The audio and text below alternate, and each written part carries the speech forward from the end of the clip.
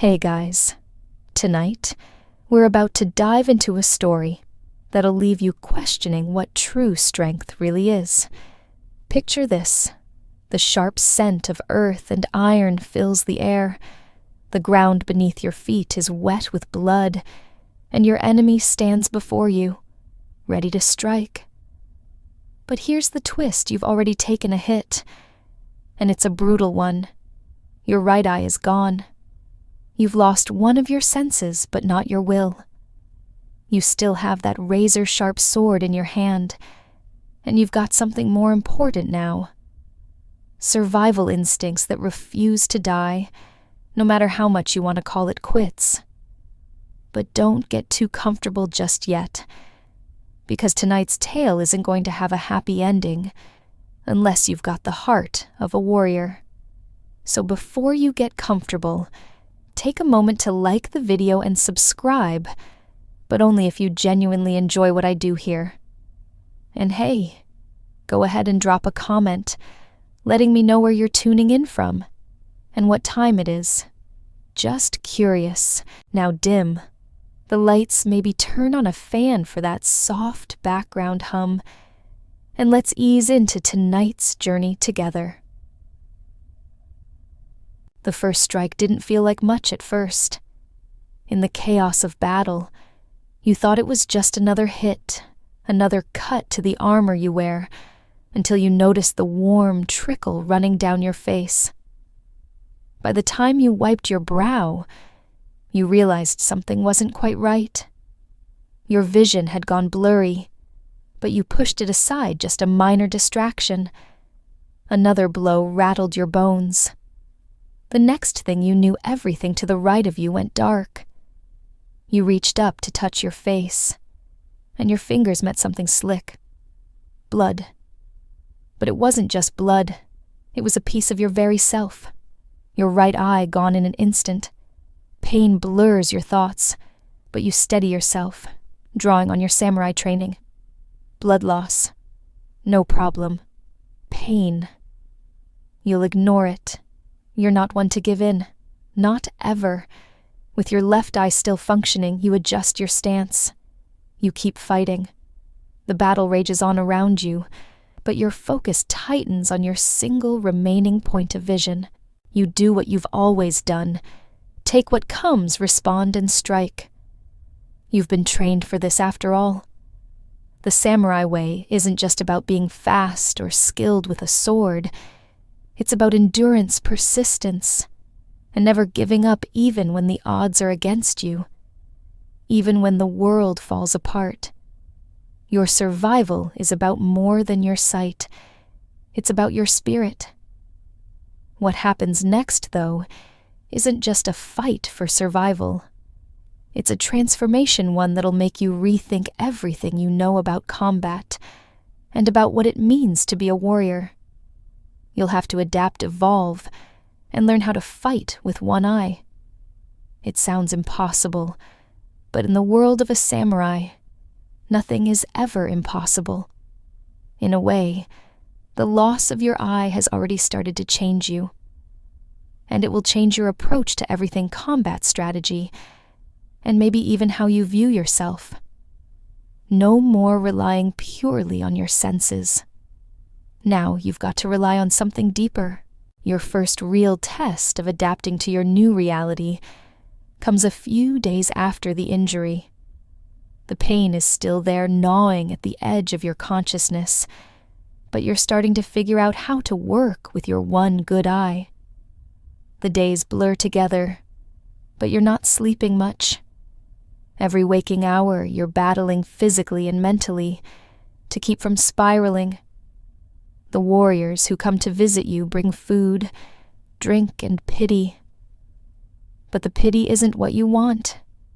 You never wanted it, not when you were at your prime, and definitely not now. You're a samurai, not a wounded animal.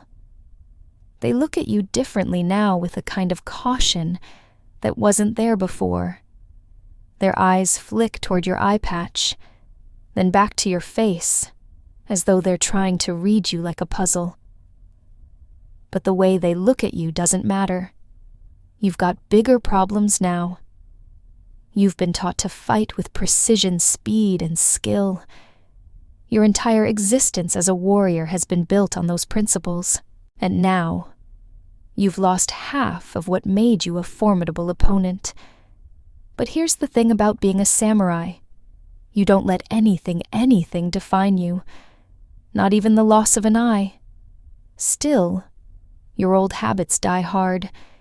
You can't help but feel that you've been robbed of something fundamental. You know the samurai code Bushido, like the back of your hand. Courage, honor, respect. You've lived by it, breathed it, made it your armor. But now, with only one eye to guide you, can you still live by that code? Can you still protect your honor, uphold your duties, and maintain your integrity when every movement feels a little more vulnerable?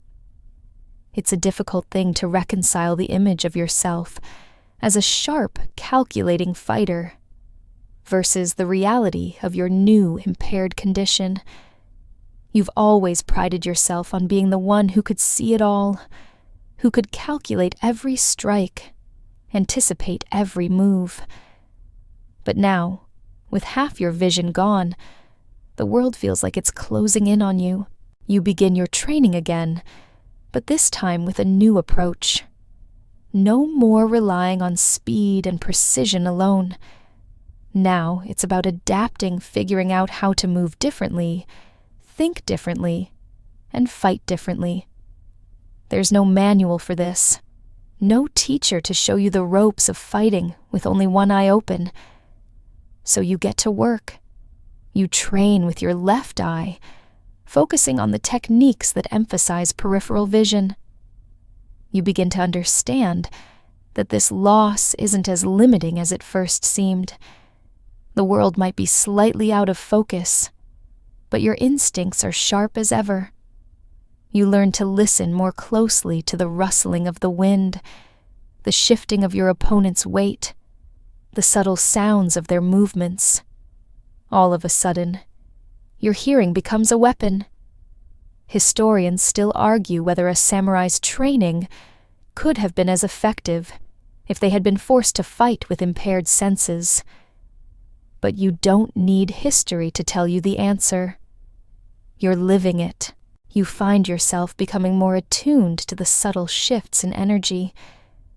Before, you would have been too focused on your vision to notice the way an opponent's foot tenses, the slight hesitation in their breath as they prepare to strike.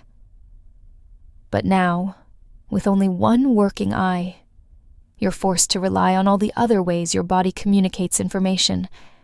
Your sword strikes change too. They're not as quick as they used to be, but they're more precise, more thoughtful. There's a slowness to them, but it's a deliberate kind of slowness. You learn that you don't need to move faster to strike with power. In fact, sometimes slowing down actually makes your strikes more devastating. You've learned to appreciate the stillness in between each movement, something you never noticed before. Still, you can't escape the nagging thought that you've lost something essential, something that can't be replaced by quick reflexes or better hearing. But for now, you push that thought aside and focus on what's in front of you: the sword, the training, and the battle ahead. The whispers about you spread quickly, as they always do after a warrior falls. But in your case, there's more to it than just a defeat. You've lost an eye, yes, but there's something far more significant happening beneath the surface. The stories begin to take shape around your injury, and what started as a setback quickly transforms into a legend. The others tell tales of your resilience, the one-eyed samurai who fought through impossible odds. Some say you fought on even after the blow, barely aware of what was happening around you, a blur of blood and battle. Others claim that you didn't even flinch when your eye was taken, as though you were invincible to pain itself. But there's a problem with these stories. The more they spread, the more distorted they become. They exaggerate your strength and bravery, turning you into something more than you ever were, a myth, rather than a man. You've heard the rumors, of course. One day, an old friend walks into your training grounds, shaking his head at the latest tale about you. They say you've become a spirit of vengeance, a creature who hunts his enemies with the fury of 1,000 warriors. Is that what they really think of you? You smile, but it's not a smile of pride. It's the kind of smile that comes from the exhaustion of trying to live up to something that was never yours to begin with. You never sought glory. You didn't want to be the hero of a fable or the subject of songs sung by bards in taverns. You were just a man, a samurai, and all you wanted was to honor your code and protect your people. But the legend is out there now, and it's growing. It has a life of its own, and with that comes the expectation. The expectation that you will live up to it, that you will become the monster they've made you out to be. Yet no matter how hard you try, you can't control the way they see you. The more you fight, the more your legend expands. With every battle, the myth gains momentum. But the truth, the real story, is still yours alone. And the truth is, this has never been about glory. It's about survival, plain and simple. But there's a part of you that can't help but wonder, how did this happen? How did you go from a man fighting for honor and duty to someone who can barely recognize the stories being spun around his own name?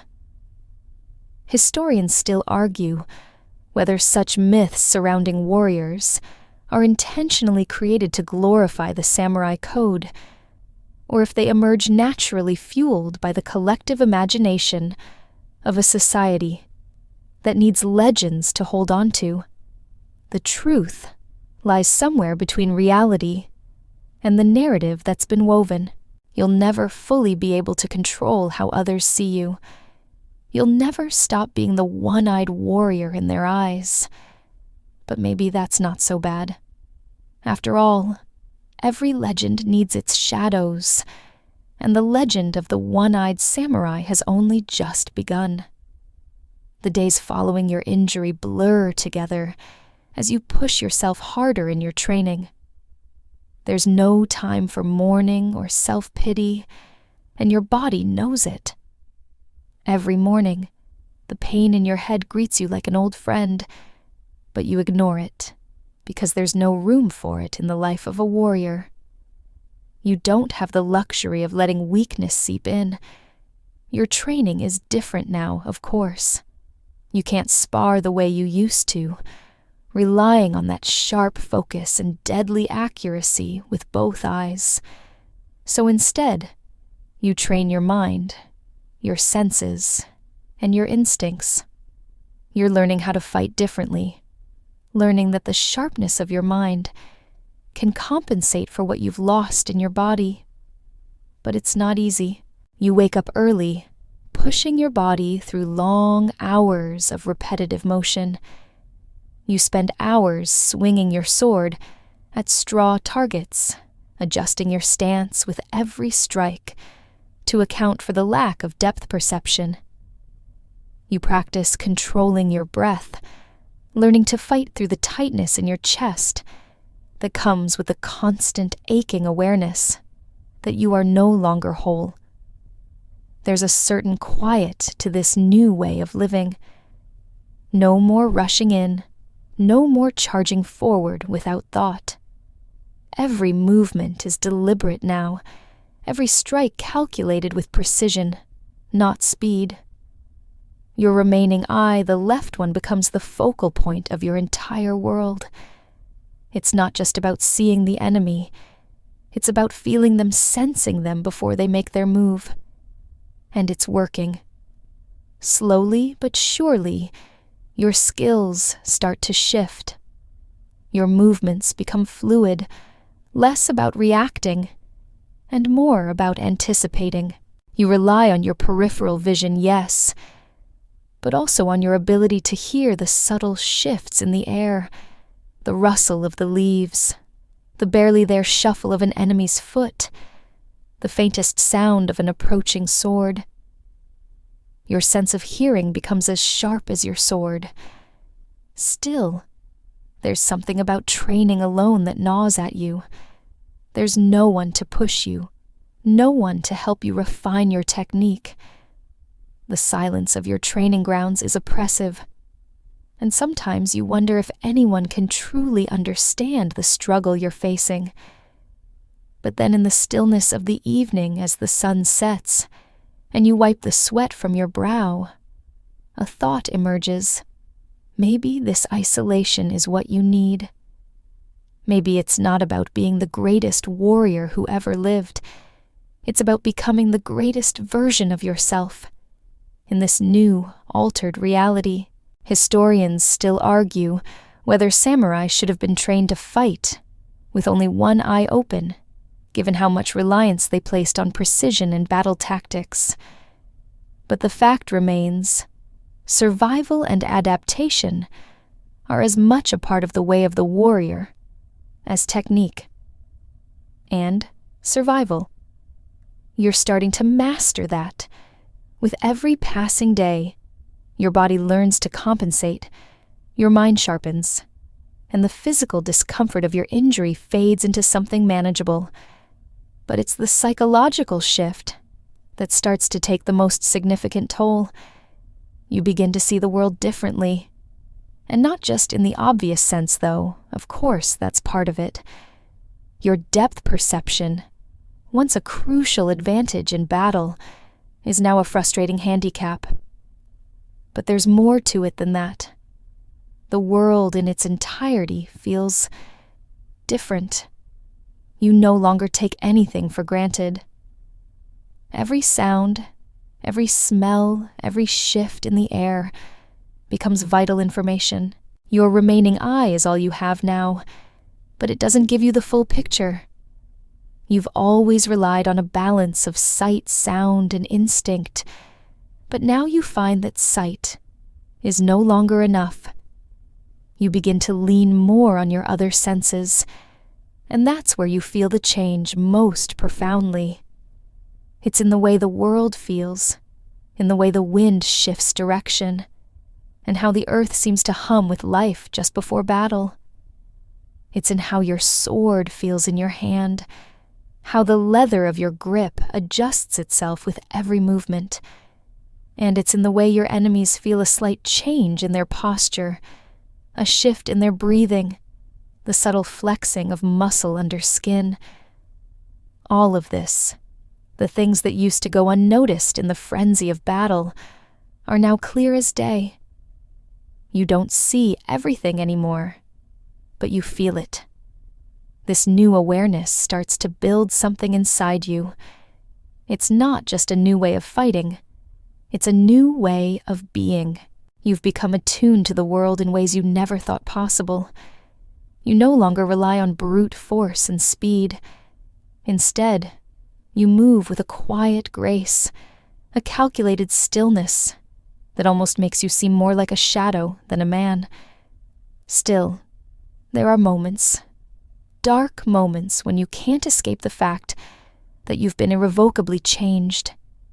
You catch yourself in the mirror, or you see the looks of others, and you realize the warrior you were is gone. That man who moved with such confidence, who cut through enemies like a hot knife through butter. That warrior is no longer here. You're something else now, something with one eye, something different, something more aware of the fragility of life. Historians still argue whether losing an eye affected a warrior's sense of self-worth and pride. Some say that for many samurai, losing an eye was considered a form of disgrace. Others argue that it could be the making of a warrior, forcing them to rely on deeper reserves of strength. You've come to realize that it doesn't matter much. Whether it's disgrace or triumph, the world you once knew is gone. What matters now is how you move forward. And forward you go. By now, your one-eyed status has become more than just a personal burden. It's a part of your identity. Your face, scarred, marked, and now obscured by an eye patch, has become a symbol. You've learned that in the world of a samurai, appearance and perception are just as important as skill and ability. The face you present to the world carries weight. It's a reflection of who you are, of the honor you carry. But your new appearance isn't just about the patch. It's about the man who stands beneath it, the warrior who keeps moving despite what he's lost. The eye patch, in a strange way, has become your armor. It hides the rawness of your injury, the fragility that remains beneath. People look at you and they see the mask.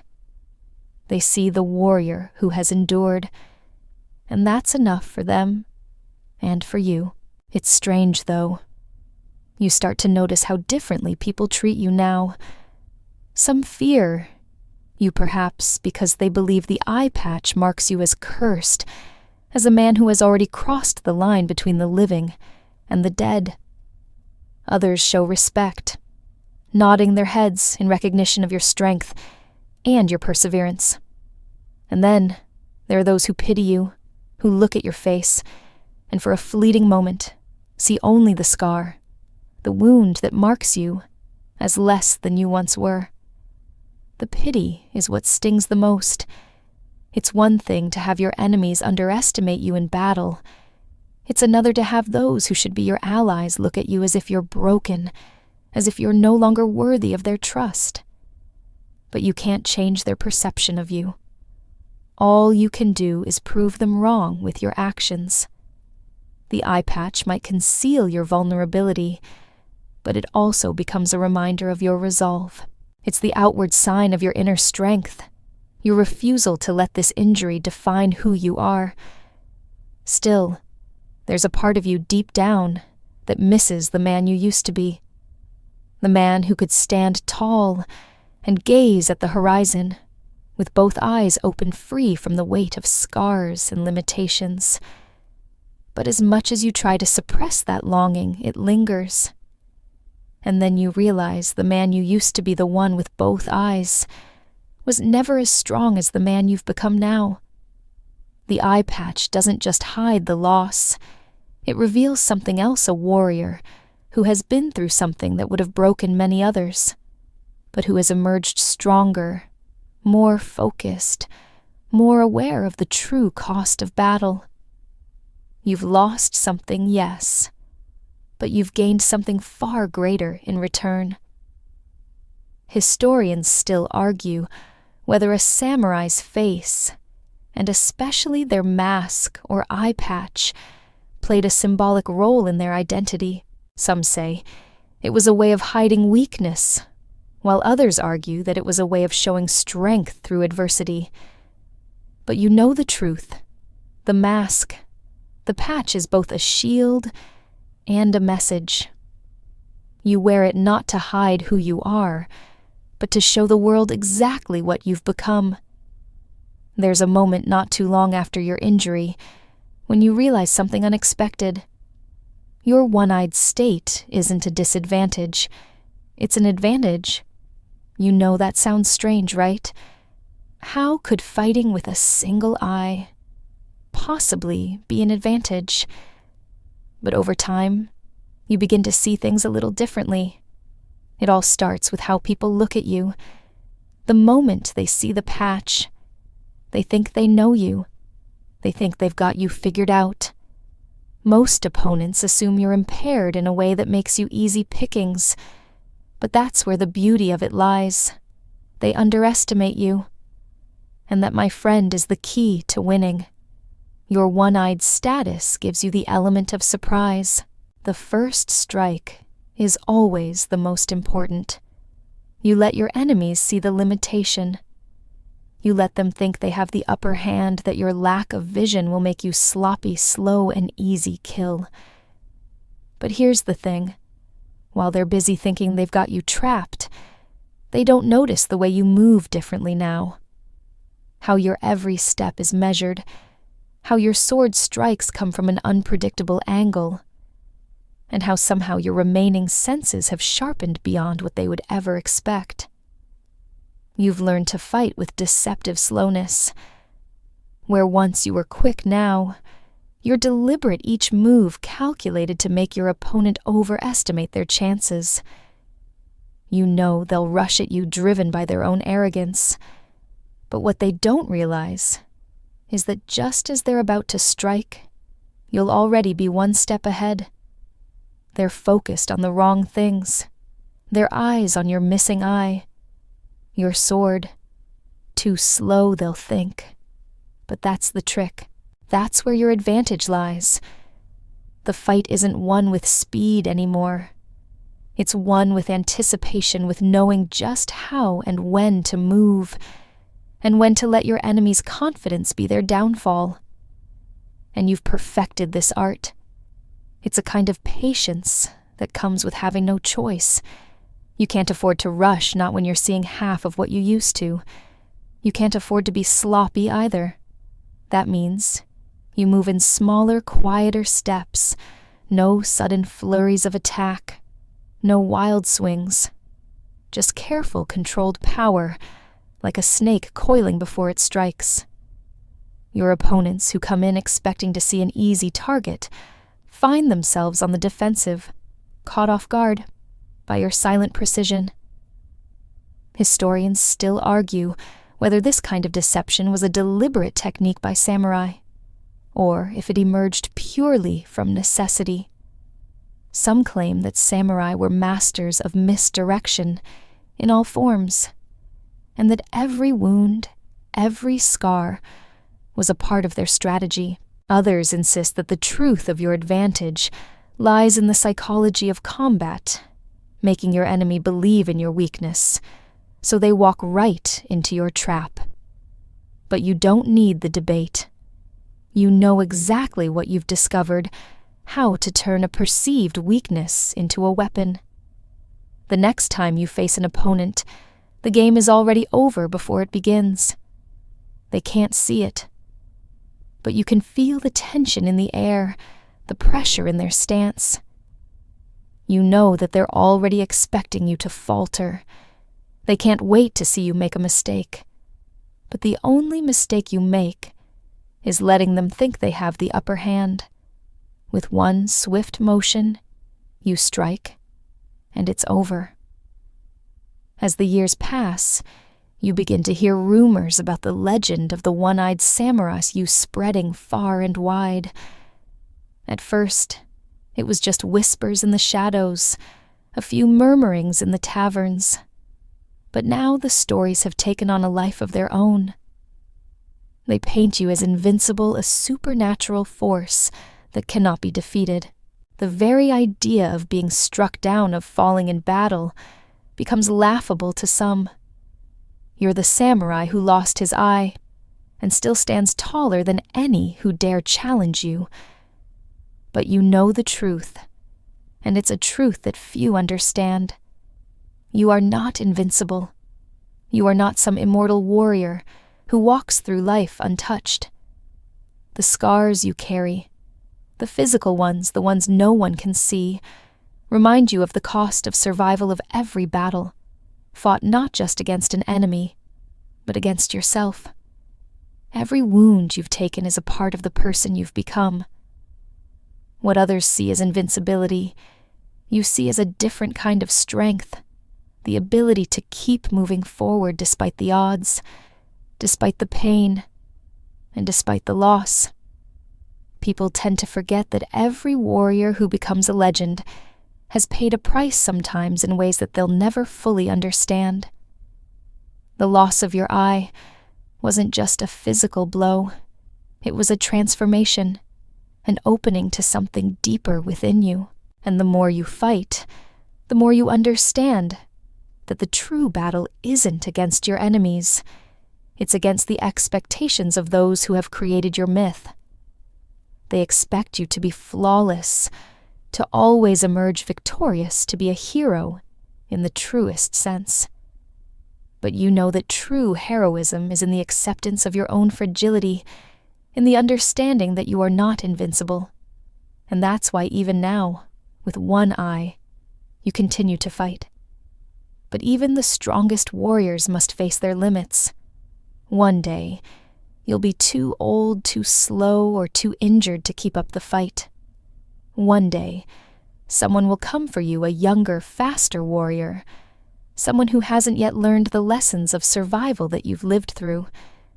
And when that day comes, you'll have to face the truth that the legend will eventually fade. Historians still debate whether the samurai's commitment to fighting until death is a sign of unparalleled courage or tragic stubbornness. Some argue that it was part of their culture's philosophy, while others believe it was a flaw, a refusal to acknowledge the inevitability of mortality. But for you, it's not about living forever. It's about living with purpose, living in a way that transcends the physical and becomes something more, something that cannot be destroyed by a single wound, a lost eye, or the passage of time. The legend of the one-eyed samurai will live on long after your final battle. But what matters most to you is the truth that you never stopped fighting. There are days, quiet days, when you catch yourself simply watching the world around you. The bustling streets of the town, the movement of your comrades, the sounds of children playing and merchants calling out their wares.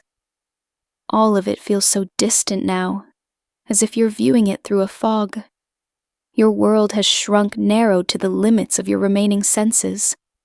The noise once so familiar seems muffled. The colors blur together in a haze. Yet even in the stillness, even when your mind wanders, there's an undeniable pull to keep moving forward.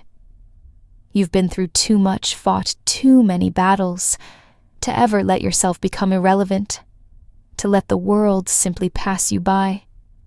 You are not just a relic of the past. You are a living, breathing warrior who still carries the weight of honor on his shoulders. The burden of the samurai code is heavy, but it is not one you can simply discard. At times, you wonder if you've become a shadow of your former self, the man who could see everything, anticipate every move, cut through enemies with precision. He feels like someone from a distant dream. But then just as quickly, you remember that this is not about who you were. It's about who you are now. And that is where the real power lies.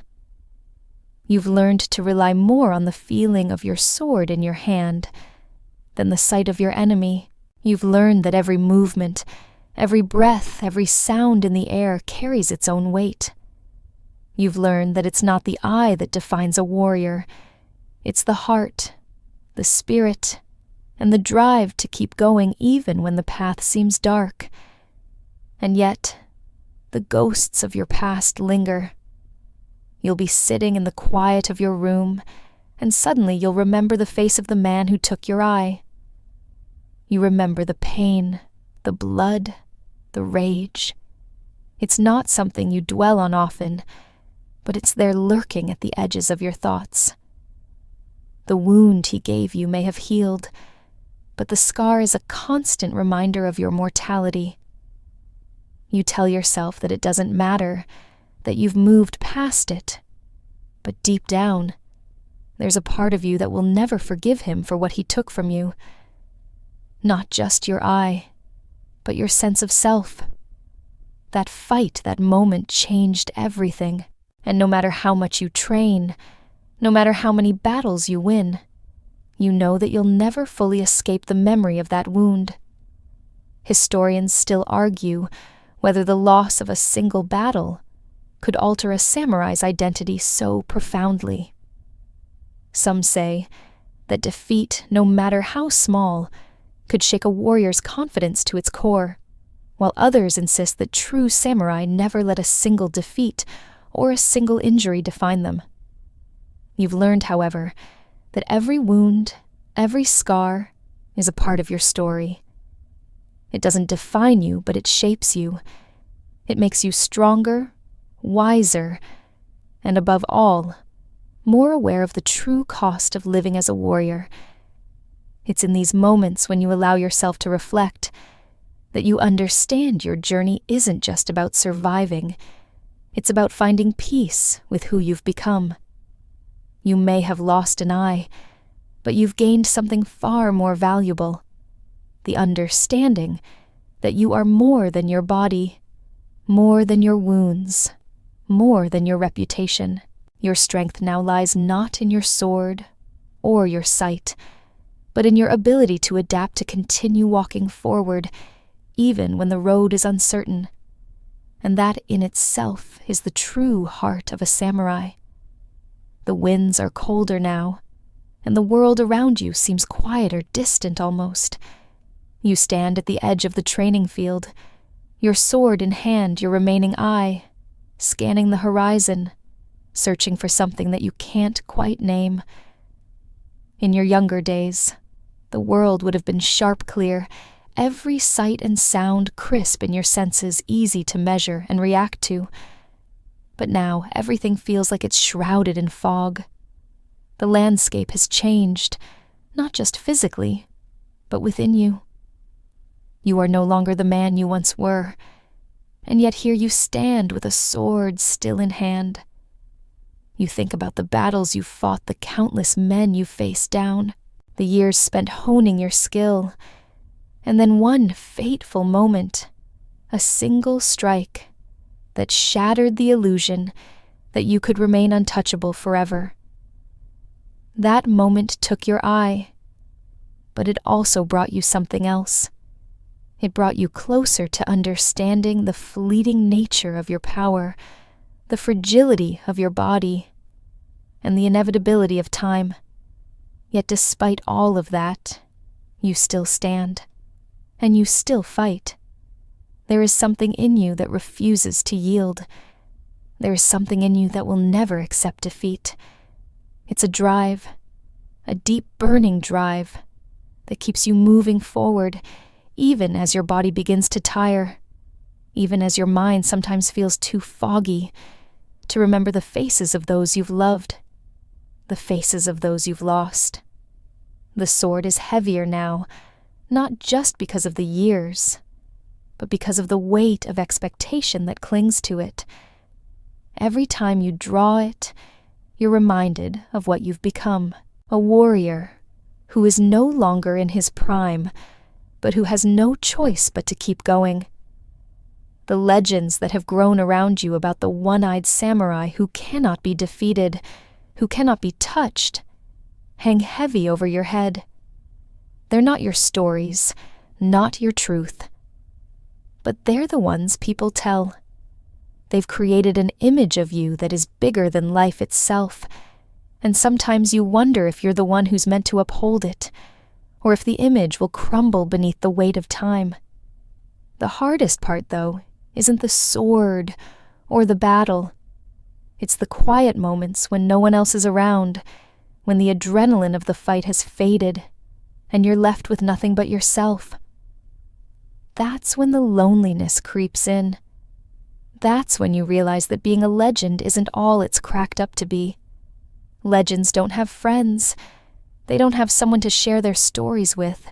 And in the moments when the world is still, when the evening sky dims and you stand alone in the fields, you can't help but wonder if the price of your reputation has been too high. Historians still argue whether the myth of the one-eyed samurai was a way of immortalizing a warrior's legacy, or whether it was simply a means of keeping the warrior's spirit alive in the minds of the people.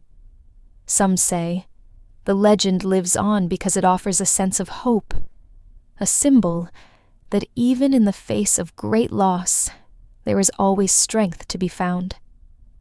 Others argue that such legends distort the truth, making heroes out of ordinary men, who in the end are just as mortal as anyone else.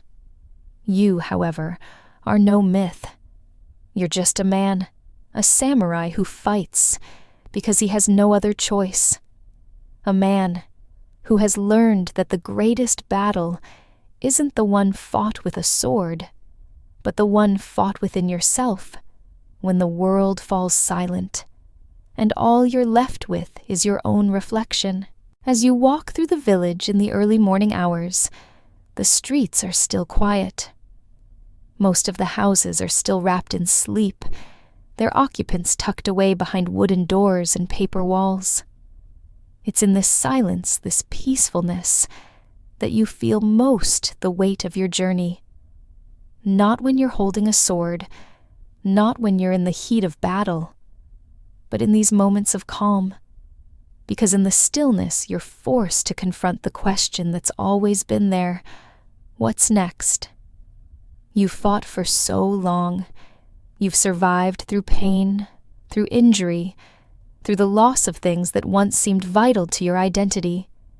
And now, with the years catching up to you, you can't help but wonder how much longer this life will last. It's not a fear of death, not really. You've faced it more times than you care to count. No, it's the fear of becoming irrelevant, of being left behind, of being forgotten, in the face of newer, younger warriors who haven't yet felt the weight of time the way you have. It's a strange feeling, isn't it? Knowing that you've given everything you had, and yet still feeling that tug of uncertainty in your chest. When you were younger, the path was always clear. Fight, win, survive, repeat. But now there's a different kind of question. You no longer fight for glory or for fame. You fight because you have to. You fight because it's the only thing that still makes sense. The problem with being a legend, with becoming an icon in the eyes of others, is that people stop seeing you as human. To them, you are the embodiment of strength, of perseverance, of indestructibility. But you know the truth. You know the days when the weight of your sword feels heavier, the nights when your body aches so much you wonder how you've carried it this far. Your eye, the one you still have, isn't what makes you a warrior. Your spirit is. And that, for better or worse, is all you have left. In the quiet mornings like this, when the world has yet to stir, and the fog of sleep still lingers in the air, you realize something important. The fight isn't over. Not for you. Not yet. You still have more to prove. Not to the world. Not to the legends. But to yourself. You need to show that you can adapt. That you can survive.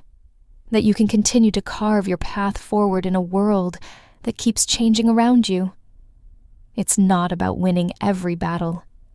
It's about surviving the ones that matter, the ones that test you not just as a fighter, but as a man. Historians still argue whether a samurai's true test was in their final battle, the one where they faced death without fear, or in the way they lived after the battles had ended.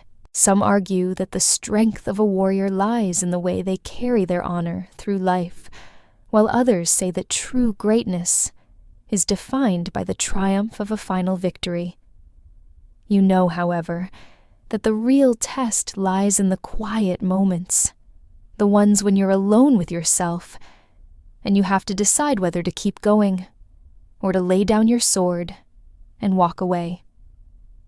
For now, you choose to keep walking forward. There's something about the weight of your sword that feels different now. It's the same blade you've carried through countless battles, the same one that has tasted blood, held firm against enemy steel, and carved your name into the annals of history. But now, in the quiet of your solitude, it feels heavier in your hand, not just from the wear of time, but from something else, something you didn't expect. For years, that sword was an extension of you, a tool of survival, of strength. But now, it's almost like a reminder of all that you've lost. Your sword represents your past, the man who fought without hesitation, without doubt, the man who took on battles because they were expected, because that was the life of a samurai. But the man who holds it now is different. He knows the weight of every swing, the cost of every fight, and the toll it takes not just on the body, but on the soul. You've spent your life pushing forward, trying to be the warrior that everyone expects you to be. But there are days when you wonder what it all really means. The victories, the defeats, the countless battles, all of it seems so fleeting. In the end, what have you really accomplished? You've built a legend, yes, but legends don't last forever. The young warriors, the ones who haven't seen the things you've seen, will one day replace you. They will carry the sword you once held, and they will write their own stories on the battlefield. And maybe that's okay. Maybe the world moves on as it always does, and you're just a part of the larger cycle.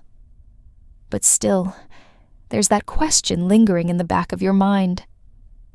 What comes next? You've already fought your battles. The blood has been spilled, the enemies have fallen. But now the fight is different. It's no longer about surviving or winning. It's about how you live in the shadow of your own legend, how you reconcile the warrior who is fading with the man you've become. This realization doesn't come easy. You've spent years honing your skills, pushing your limits, fighting for survival. But the years have changed you. You can feel it in your bones, the aches that never quite go away, the sense that your body is finally starting to betray you, the mind still sharp, but the body less so, the wounds, the scars, the tiredness of an endless struggle. It all catches up to you. Historians still argue whether a warrior's true strength lies in their ability to fight through the years, to overcome the wear of age, or in their ability to recognize when the time has come to lay down their sword. Some say that the greatest victory is the one over your own pride, the ability to accept that you cannot fight forever. Others argue that the true samurai never gives up, that they are bound to the sword until the end, regardless of the toll it takes. You know what you've learned, though. Strength isn't in the fight itself, it's in the choice to continue to endure and to adapt, to know when to strike and when to step back, to embrace the inevitability of change and find peace in it.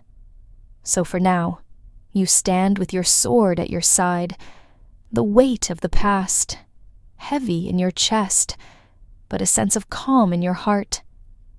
You have no illusions about the future. You know that there are more battles to come, whether they are against other men or the passage of time itself. But for the first time in a long while, you're not afraid. You've faced worse than this, and you'll face whatever comes next with the same quiet resolve. And maybe, just maybe that's enough. The village has changed. Not in any dramatic way, not overnight, but it's different. The faces in the marketplace, the people who once recognized you with awe, now pass you by without a second glance. Maybe it's because the legends don't need to be reinforced anymore. The stories of the one-eyed samurai have been told and retold until they're nothing but shadows on the walls of history. Or maybe it's because you've stopped trying to live up to the myth.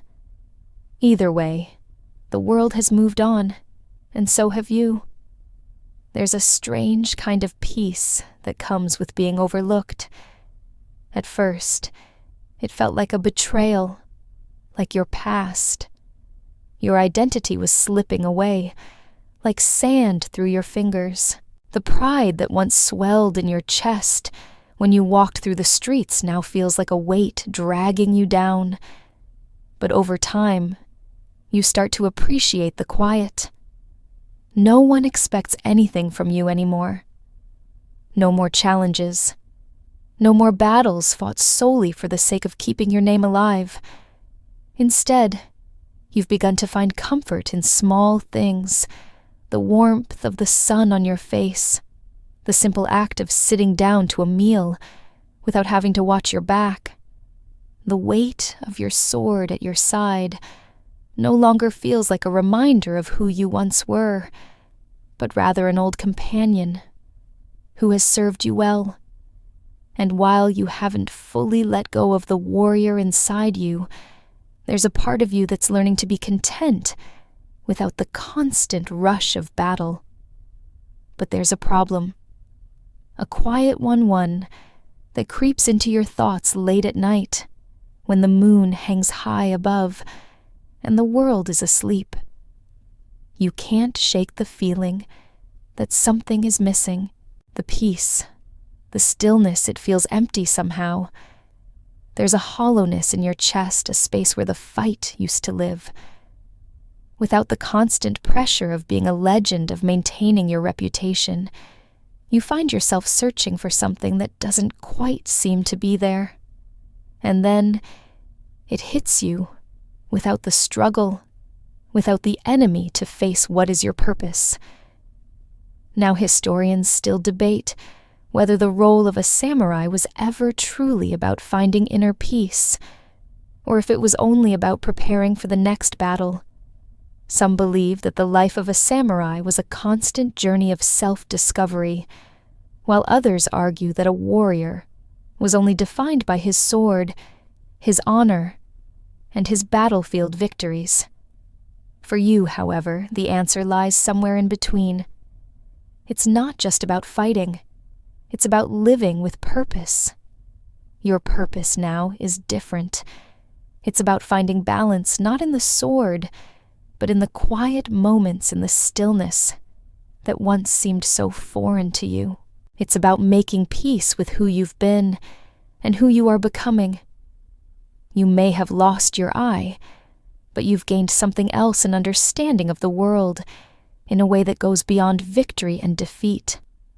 The fight now is within you. And as the sun sets, painting the sky in shades of pink and purple, you sit by the river, the cool breeze brushing against your skin, and you realize that you don't need to fight to prove yourself anymore. You've already won. The battle for your soul, for your peace, is the one that matters most now. And that, my friend, is the greatest victory of all. As the seasons continue to pass, you notice how they seem to mirror your own journey. The harsh winters, the blooming springs, the sweltering summers, and the crisp autumns, all of them reflect the ebb and flow of your life. There were times when the winters of your heart seemed endless, where every battle, every loss felt like a cold wind cutting through your very soul. And then, just as the world began to bloom again, so too did you. Slowly, imperceptibly, you found the warmth of new beginnings, the hope that comes with healing and time. But still, there are moments, quiet moments, when you can't shake the weight of your past, the ghosts that still linger haunting the edges of your thoughts. The battlefields, the men you've faced, the wounds you've sustained, all of it is still there in the recesses of your mind, ready to return in an instant if you let your guard down. It's strange how the past can be both a weight and a part of you, how it can live in your body as much as your memories. The scars, the ache in your shoulder, the tenderness around your lost eye, they're all reminders of the price you've paid. But with that comes a strange wisdom, a wisdom that's born from surviving not just physical wounds, but the emotional ones, the ones that no one can see, the wisdom that comes from understanding that there is no such thing as invincibility, no such thing as permanence in this world. You've learned that the greatest strength is not in the ability to never fall, but in the capacity to rise again each time you're knocked down. The hardest part now, though, is accepting that the fighting doesn't need to define you. For so long you identified with the sword, with the violence, with the idea of yourself as a warrior. But as the years pass, as your body begins to slow, and your mind grows weary, you start to understand that there is more to life than this. There is more to you than the legend. You are not just the one-eyed samurai. You are a man who has lived through the storms, who has survived the battles, and who, despite it all, is still here. Historians still argue whether a warrior, once they've achieved greatness, can ever truly let go of the fight. Some say that true samurai can never abandon the sword, that they are always bound by their honor to continue fighting even into old age. Others argue that a samurai's true greatness lies in their ability to step back from the fight, to embrace peace when the battle is over. And perhaps in the end, that's the truest test of all, knowing when to fight and when to surrender, not just in battle, but in life. You've fought for so long. You've bled for so many causes, so many ideals. But now, it's time to fight a different kind of battle, the one for peace, for acceptance, for the quiet moments that pass without fanfare. The world will always need warriors, but you've learned that it also needs those who know when to step aside. And that, too, is a kind of victory. So as you sit by the river again, watching the water flow past you, close your eyes for a moment. You feel the breeze, the soft rustle of leaves in the trees, the faint scent of earth and blossoms. You're not looking for anything. You don't need to. You've found it, whatever it was you were searching for all along. In this moment, you've won. The days blur together now, not because they are unimportant, but because they are full, in a way that the days of battle never were. There is a fullness in simplicity, the rhythm of daily life, the sounds of children laughing in the distance, the crackling of firewood as it burns the feel of the earth beneath your feet. As you walk through the village, each moment carries its own weight. Not the weight of honor or reputation or survival, but the weight of being present, of simply being. It's strange, isn't it? How something as simple as sitting down to a meal with someone you care about can feel like the most sacred act in the world. You no longer crave the rush of the battlefield, the thrill of the fight. That part of you has faded almost imperceptibly into the past. What remains is a deeper kind of peace, one that settles into your bones, like the warmth of the sun on a cold day. You're no longer the one-eyed samurai of myth. That identity, like the legends before it, has faded into the past. You are simply you, a man who has lived, who has fought, who has lost, and who has in the end found something that was always there, but hidden beneath the weight of a lifetime of struggles. In the evenings, as you sit by the fire and watch the embers glow, you think about the journey you've been on, the battles, the pain, the victories and defeats. You realize that it wasn't just about the sword. It was about learning how to endure, how to grow, how to let go. And in letting go, you found a kind of freedom that you never thought possible. The one-eyed warrior who once stood at the crossroads of life and death is no more. In his place is a man who has walked the path of darkness and light, who has come to understand that the greatest victories are not those won in battle, but those won within. The victory over fear, over pride, over the need to prove oneself to the world. You found something much more elusive than any sword could ever give you peace. Historians still debate the true nature of a samurai's legacy. Some say it is defined by the sword, by the blood spilled in battle, by the strength of the warrior. Others argue that it is defined by the man behind the sword, the one who lives not just for honor, but for the simple act of living, of connecting, of finding peace in the quiet moments. And you, my friend, have come to understand something profound. Your legacy is not in the blade you once wielded, nor in the tales told about your strength and your struggles. Your legacy is in the life you live now, in the quiet strength that comes from knowing when to fight and when to rest, when to hold tight and when to let go. The world continues to turn the seasons to change, and you've earned your peace. Now dim the lights, maybe turn on a fan for that soft background hum, and let's ease into tonight's journey together.